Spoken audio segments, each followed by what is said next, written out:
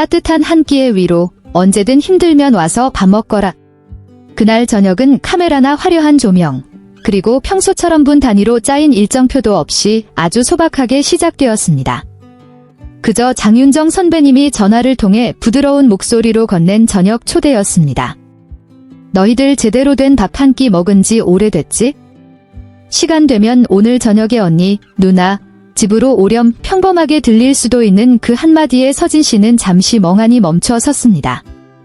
그는 효영 씨와 효정 씨를 돌아보았고 삼남매는 약속이라도 한 듯 동시에 고개를 끄덕였습니다. 박신의 삼남매가 혈육이 아닌 누군가의 집에서 이토록 가족 같은 편안함을 느끼며 저녁을 먹는 것은 참으로 오랜만이었습니다. 그들에게 장윤정 씨는 단순히 업계 선배가 아니라 가족의 가장 찬란했던 순간과 가장 어두웠던 나날들을 모두 지켜봐준 소중한 사람이었습니다. 장윤정 씨의 집은 따뜻한 조명과 주방에서 풍겨나오는 음식 냄새로 삼남매를 맞이했습니다. 과시하는 화려함도 사치스러운 만찬도 없었습니다. 그저 커다란 나무 식탁 위에 수저가 미리 놓여 있었고 미역국, 생선조림, 김치, 양념갈비 같은 익숙한 음식들이 차려져 있었습니다. 효정 씨는 들어서자마자 멈칫하며 코끝이 찡해졌습니다.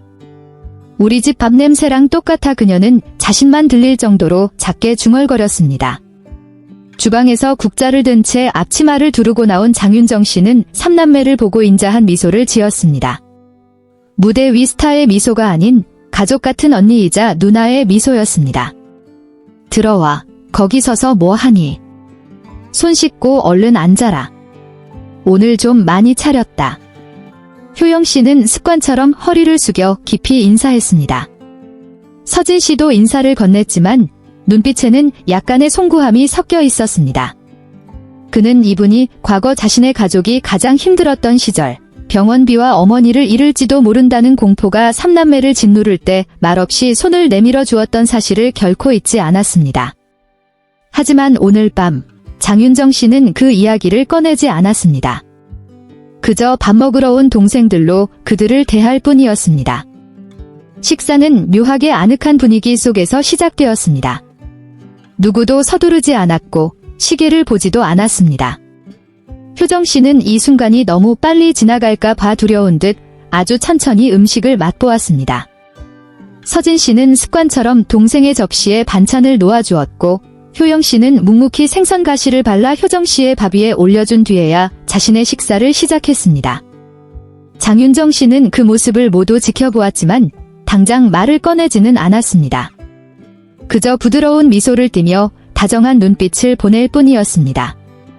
한참 뒤 그녀가 입을 뗐습니다. 너희는 예나 지금이나 똑같구나. 항상 서로를 먼저 챙기는 모습이 말이야. 그 말에 효정 씨는 살짝 웃음을 터뜨렸지만 눈시울은 붉어졌습니다.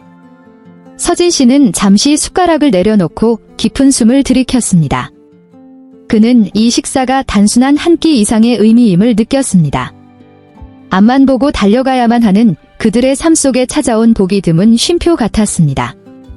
식사 도중 장윤정 씨는 아주 조심스럽게 안부를 물었습니다. 공연 일정이나 성적처럼 부담스러운 질문이 아니었습니다. 부모님은 요즘 어떠신지, 건강은 괜찮으신지, 식사는 잘 챙겨 드시는지를 물었습니다. 효영 씨가 아버지는 요즘 다리가 아프시고 어머니는 불면증이 있으시다고 전하자 그녀는 천천히 고개를 끄덕였습니다. 나이 들면 다 그렇단다. 말은 안 하셔도 몸 여기저기 안 아픈 곳이 없으실 거야? 그러더니 식탁 위를 잠시 정적에 빠뜨리는 한마디를 건넸습니다. 나는 너희 부모님이 꼭 내 부모님 같단다. 미사여구도 아니었고 장엄한 어조도 아니었습니다. 너무나 자연스럽게 마치 오래전부터 당연했던 사실처럼 툭 던진 말이었습니다.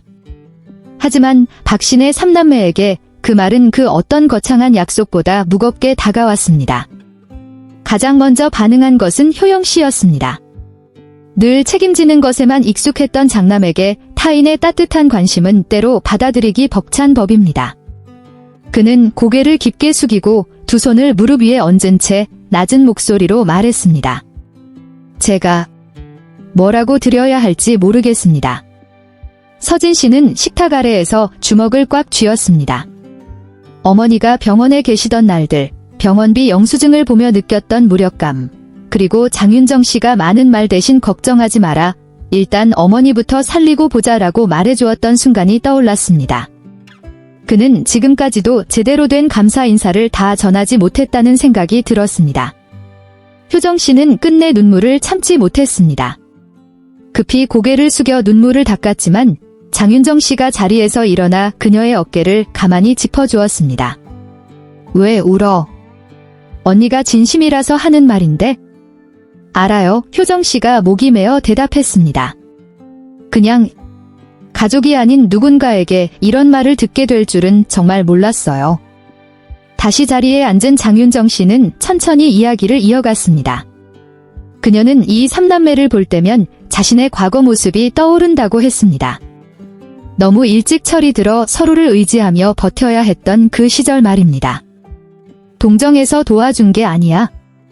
내가 다 아니까 도와준 거지?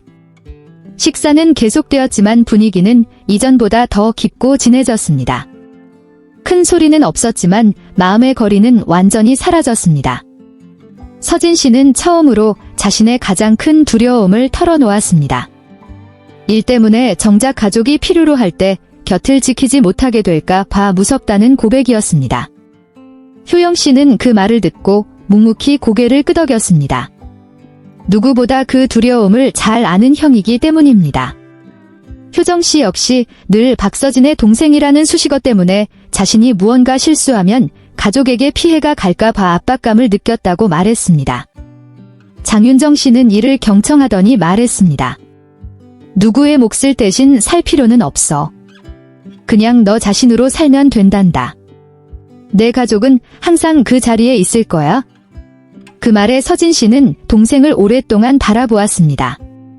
오래전부터 해주고 싶었던 말이었지만 마땅한 때를 찾지 못했던 말입니다. 그날 밤 서진 씨는 한마디를 보탰습니다. 오빠는 한 번도 내가 짐이라고 생각한 적 없어. 저녁 식사는 예정보다 늦게 끝났습니다. 돌아가려 일어서는 삼남매에게 장윤정 씨는 미리 준비한 반찬통을 하나씩 건넸습니다. 부모님 갖다 드려라. 특별한 건 아니야. 하지만 그 특별할 것 없는 마음 씀씀이의 효영 씨는 하마터면 감정이 북받칠 뻔했습니다. 그는 깨달았습니다.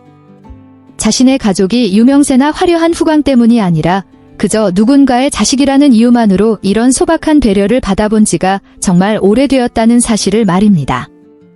문을 나서기 전 장윤정 씨가 아주 낮은 목소리로 덧붙였습니다.